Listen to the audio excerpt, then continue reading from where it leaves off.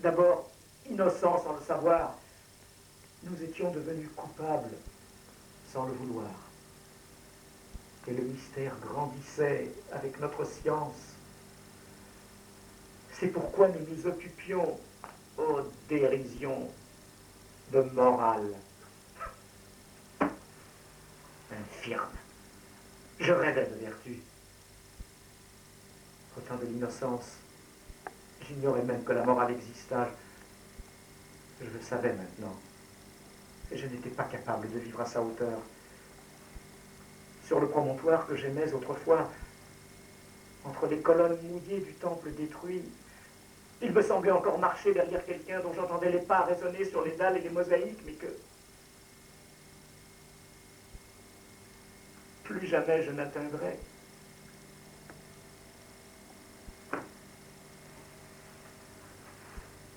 Je regagnais Paris et restais quelques années avant de revenir chez moi.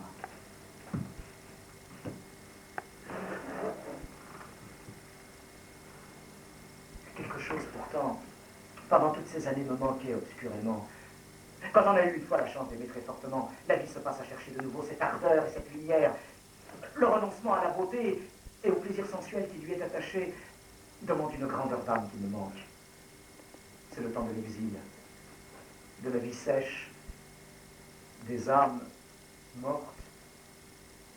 Pour revivre, il faut une grâce, l'oubli de soi, ou une patrie. Certains matins, au détour d'une rue, une délicieuse rosée vous tombe sur le cœur, puis s'évapore, mais la fraîcheur persiste, et c'est elle toujours que le cœur exige. Il me fallut partir à nouveau. Et à Alger, une seconde fois, marchant encore sous la même averse, qui me semblait ne pas avoir cessé depuis un départ que j'avais cru définitif, au milieu de cette immense mélancolie qui sentait la pluie et la mer, malgré ce ciel de brume, ces dos fuyant sous l'ondée, ces cafés dont la lumière sulfureuse décomposait les visages. Je m'obstinais à espérer.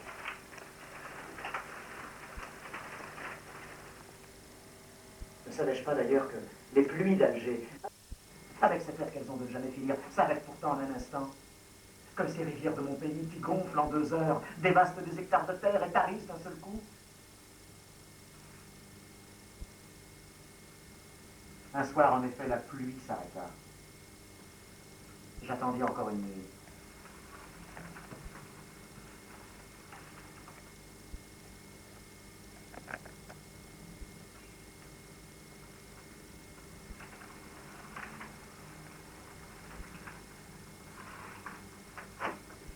Une matinée liquide se leva, éblouissante sur la mer pure. Du ciel, frais comme un œil, lavé et relavé par les eaux, descendait une lumière vibrante qui donnait à chaque maison, à chaque arbre, un dessin sensible.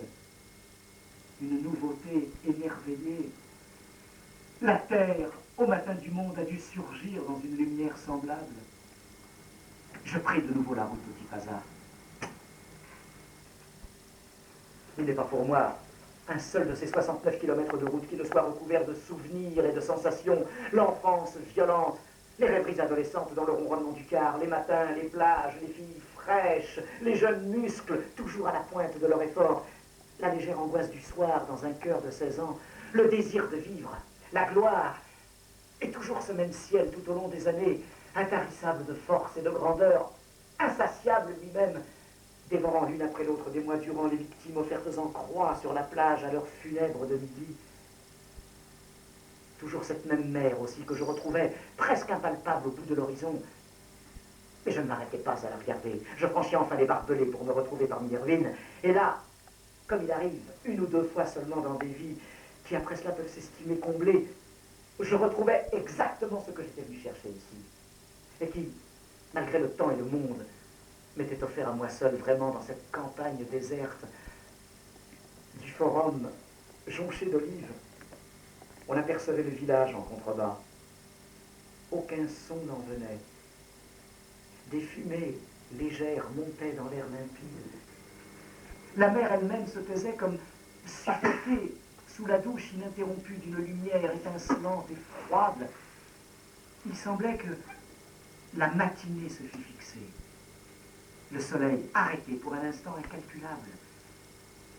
Dans cette lumière et ce silence, des années de fureur et de nuit fondaient lentement. J'écoutais en moi un bruit presque oublié, comme si mon cœur, arrêté depuis longtemps, se remettait doucement à battre.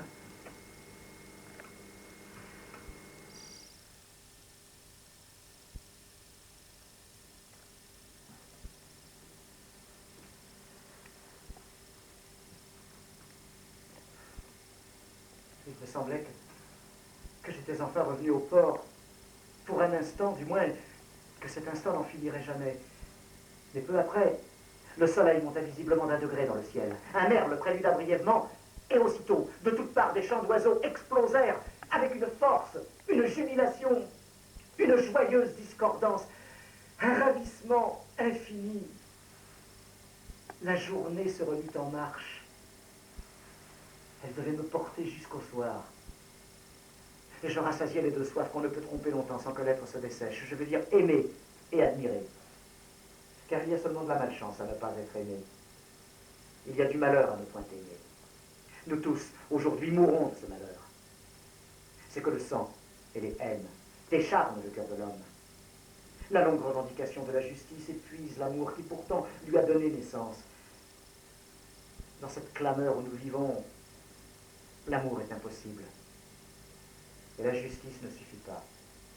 C'est pourquoi l'Europe est le jour et ne sait qu'opposer l'injustice à elle-même. Mais pour éviter que la justice se racornisse, beau fruit orange qui ne contient qu'une pulpe amère et sèche, je redécouvrais à petit hasard qu'il fallait garder intacte en soi une fraîcheur, une source de joie, aimer le jour qui échappe à l'injustice et retourner au combat avec cette lumière conquise. Je retrouvais ici l'ancienne beauté, un ciel jeune, et je mesurais ma chance, comprenant enfin que dans les pires années de notre folie, le souvenir de ce ciel ne m'avait jamais quitté. C'était lui qui, en définitive, m'avait empêché de désespérer. J'avais toujours su, au fond de moi, que les ruines de Tipaza étaient plus jeunes que nos chantiers ou nos décombres. Le monde y recommençait tous les jours, sous une lumière toujours neuve. Oh, lumière! C'est le cri poussé par tous les personnages dans le drame antique face à leur destin. Ce recours dernier était aussi le nôtre. Et je le savais maintenant. Au milieu de l'hiver, j'apprenais enfin qu'il y avait en moi un été invincible.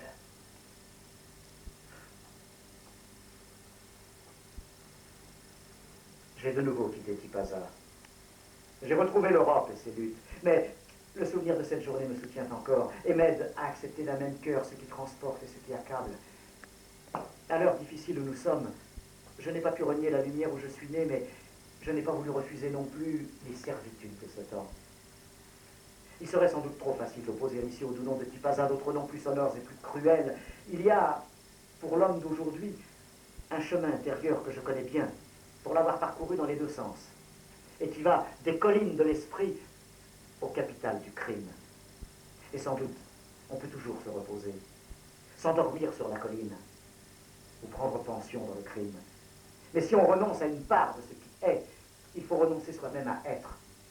Il faut donc renoncer à vivre, ou à aimer autrement que par procuration. Il y a ainsi une volonté de ne rien refuser de la vie, qui est la vertu que j'honore le plus en ce monde. Puisque peu d'époques demandent autant que la nôtre, que l'on se fasse égal au meilleur comme au pire, j'aimerais justement ne rien refuser, et garder exact une double mémoire. Je doute parfois qu'il soit encore permis de sauver l'homme d'aujourd'hui, mais il est encore possible de sauver les enfants de cet homme, dans leur cœur et dans leur esprit. Il est encore possible de leur offrir à la fois les chances du bonheur et celles de la beauté. Naturellement, c'est une tâche surhumaine, mais on appelle surhumaines les tâches que les hommes mettent longtemps à accomplir. Voilà tout. Mais ceci ressemble encore à une morale. Et nous vivons pour quelque chose qui vit et qui va plus loin que la morale. colline de San Salsa, à l'est de Tipazar, le soir est habité. Il fait encore clair, à dire vrai, mais dans la lumière, une défaillance invisible annonce la fin du jour. Un vent se lève, léger comme la nuit, et aussitôt, la mer sans vague prend une direction et coule comme un grand fleuve infécond d'un bout à l'autre de l'horizon. Le ciel se fonce. Alors commence le mystère. Les dieux de la nuit, l'au-delà du plaisir. Mais comment traduire ceci? La petite pièce de monnaie que j'emporte d'ici a une face visible. Beau visage de femme qui me répète tout ce que j'ai appris dans la journée. Et une face rongée que je sens sous mes doigts pendant le retour. Que peut dire cette bouche sans lèvres? Sinon ce que répète une autre voix mystérieuse en moi, qui m'apprend chaque jour mon ignorance et mon bonheur. Le secret que je cherche est enfoui dans une vallée d'oliviers, sous l'herbe et les violettes froides, autour d'une vieille maison qui sent le sarment. Pendant plus de 20 ans, j'ai parcouru cette vallée, celle qui lui ressemble. J'ai interrogé les chevriers muets, j'ai frappé à la porte de ruines inhabitées. Parfois, à l'heure de la première étoile, sous le ciel encore clair, sous une pluie de lumière fine, j'ai cru savoir. Je savais en vérité. Je sais toujours, peut-être. Mais personne ne veut de ce secret. Je n'en veux pas moi-même, sans doute. Aussi, je m'efforce d'oublier. Je marche dans nos villes de fer et de feu. Je souris bravement à la nuit. Je hèle les orages. J'ai oublié. Je serai fidèle, en vérité, actif et sourd, désormais. Mais peut-être un jour, lorsque nous serons enfin prêts à mourir d'épuisement et d'ignorance, saurais-je renoncer à nos tombeaux criards pour aller m'étendre dans la vallée sous cette même lumière et apprendre une dernière fois ce que je sais.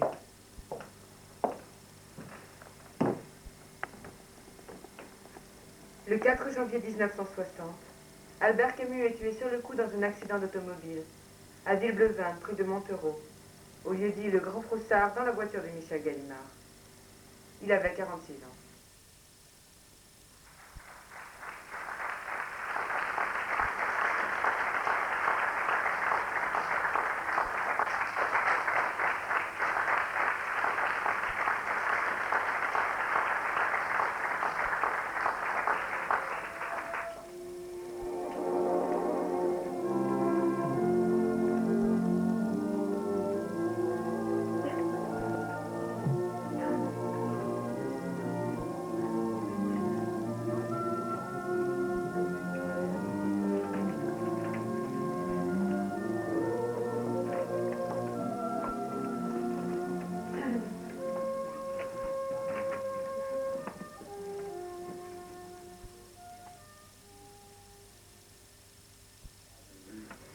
S'il y a un débat, enfin un mini-débat ou des questions qu'on peut nous poser sur ces textes de Camus qui sont très peu connus, qui ont été adaptés pour la première fois au théâtre, eh ben, je suis prêt à répondre à vos questions. Voilà. Je n'ai pas fait énormément de coupures, c'est vrai, mais Camus est quelqu'un qui écrivait d'une façon assez circulaire et qui revenait souvent sur les idées qu'il avait développées dans une nouvelle ou dans un chapitre, et souvent il revenait sur un autre roman après, sur les mêmes textes. Et je me suis trouvé par exemple entre certains textes de noces qui ont été écrits entre 1936 et 1937 et l'été entre 1939 et 1953, donc qui ont été édités vraiment beaucoup plus tard.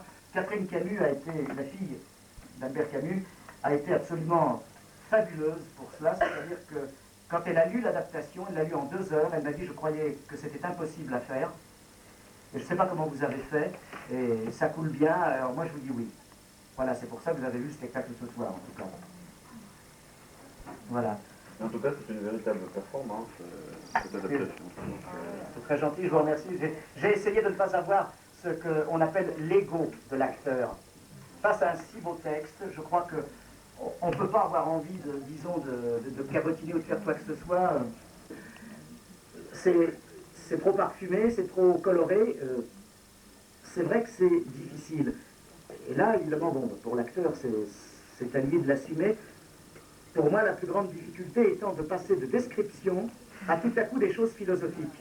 Vous voyez ce que je veux dire? La pensée est quand même un peu brûle. Oui. Dit à l'arrière du facsimilé de l'affiche que ça a été un pari stupide. Un ami metteur en scène et qui était directeur d'une salle avec qui j'ai beaucoup joué, dont j'ai été également le collaborateur à la mise en scène, avec qui j'ai beaucoup travaillé, m'a dit écoute, j'avais annoncé un spectacle sur Camus et je ne peux pas le monter. Il faut que tu fasses un truc sur Camus, mais dans 2 mois. Ah, j'ai dit bah bravo. Alors j'ai relu tout Camus en 3 jours et 3 nuits, parce que je lui ai dit qu'est-ce que tu veux que je monte? Il m'a dit ce que tu veux. Ah, j'ai dit bon, alors j'ai donc éliminé le théâtre, qui me semblait avoir un peu plus vieilli, puis qui avait été joué beaucoup. J'avais éliminé la peste, la chute, l'étranger. Je ne savais pas qu'ils allaient être remontés plus tard, mais j'ai eu envie de monter ces nouvelles. Et je ne savais pas quel regard serait en face de moi. Moi, j'étais bouleversé par le texte, mais je me suis dit, mais ça a peut-être emmerdé tout le monde, j'en sais rien tout à coup. Je veux dire, 2 jours avant de jouer, à Saint-Maur, c'était en avril 88, j'ai dit, mais comment ça va passer ce truc-là? Je n'avais personne, sauf la jeune comédienne que j'avais trouvée, parce que tout à coup, j'ai eu l'idée. Il n'y a pas de jeune comédienne, enfin je veux dire, c'est des... Vous avez vu que c'était à la première personne. Mais Camus aimait tellement la femme, et en plus cette femme, elle est quelquefois concrète et quelquefois abstraite. Je ne sais pas, j'espère que ça s'est senti quelquefois. Quel est le souvenir, quelle est l'Algérie, l'amour perdu peut-être. Elle est tout ça, et sa mort, même le destin à la fin. Et je me suis dit, il faut mettre une femme. De votre côté, qu'est-ce qui vous a poussé, enfin, cette prédilection pour Camus? Est-ce que c'est une sensibilité méditerranéenne aussi? Est-ce que c'est une... Non, je suis méditerranéen d'origine, je ne suis pas d'Algérie. Mes parents sont juifs gréco-turcs, donc je ne suis pas d'Algérie. Non, c'est une race pure, quoi. J'ai eu des problèmes quand j'avais 6 ans, parce que je vais quand même vous faire un aveu, j'en ai 54. Et j'ai porté l'étoile jaune, elle est toujours chez moi. Donc, je veux dire, bon, j'ai failli payer mes origines très cher et presque toute ma famille n'en est pas revenue. Bon, ça, c'est une parenthèse qu'on referme très vite. Je veux dire que Camus, je trouve que c'est un des auteurs les plus considérables de notre époque. Je le préfère à Sartre pour des tas de raisons, parce que je ne compare pas disons leur écriture, si vous voulez. Ils sont aussi grands l'un que l'autre. Mais je préfère le soleil aux ténèbres. Et je préfère l'espérance au nihilisme. C'est pour ça qu'ils se sont fâchés, car ils étaient amis. Alors, la beauté et la poésie dans un monde qui en est tellement dépourvu, je me suis dit, je vais essayer d'offrir ça aux gens, parce qu'on ne se fait pas plaisir que pour soi. Comme je le disais dans la pièce que j'avais jouée avant et que j'avais écrite, le théâtre c'est un acte d'amour, il faut être 2, parce que si on est seul, c'est de l'onanisme. Alors, je voulais au moins essayer de faire partager ça à des gens. Vous avez suffisamment de théâtre qui vous donne la laideur, la violence, ou le boulevard. Il se trouve que Camus n'a pas connu de purgatoire depuis 30 ans. Il est le plus gros tirage chez Gallimard. C'est l'étranger, bien sûr, qui vient en tête. Il y a la peste qui vient ensuite. Ensuite, c'est la chute. En 4e, c'est le mythe de Sisyphe. Et ces textes-là tirent peu. Vous voyez? Alors, si vous avez envie de les lire en entier, moi je serais très content si vous avez envie de vous précipiter, parce que ça ne vaut même pas le prix d'une place de cinéma, moins cher qu'une place de cinéma. Si vous avez envie de les lire en entier, bon, pour voir peut-être comment je lis ce montage, et si vous avez envie de retrouver ces émotions-là, ben, vous pouvez les trouver.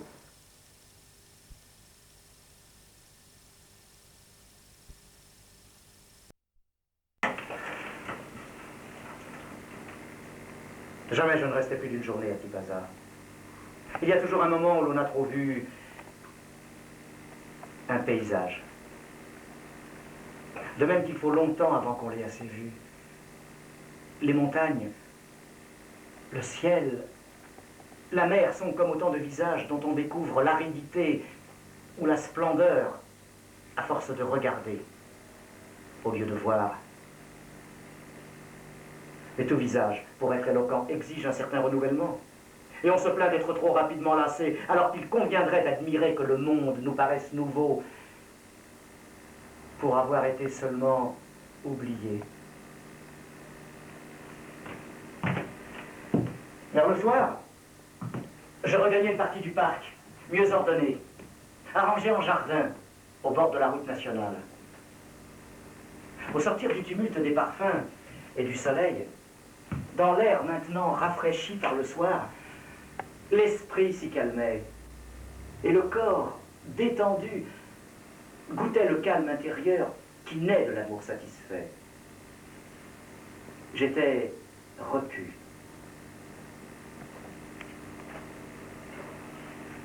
J'avais au cœur une joie étrange, celle-là même qui naît d'une conscience tranquille.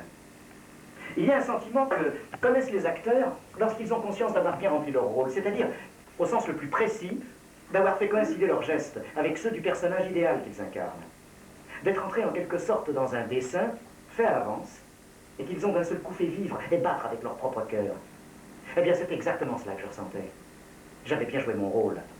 J'avais fait mon métier d'homme, et d'avoir connu la joie tout un long jour ne me paraissait pas une réussite exceptionnelle, mais seulement l'accomplissement ému d'une condition qui, en certaines circonstances, nous fait un devoir d'être heureux.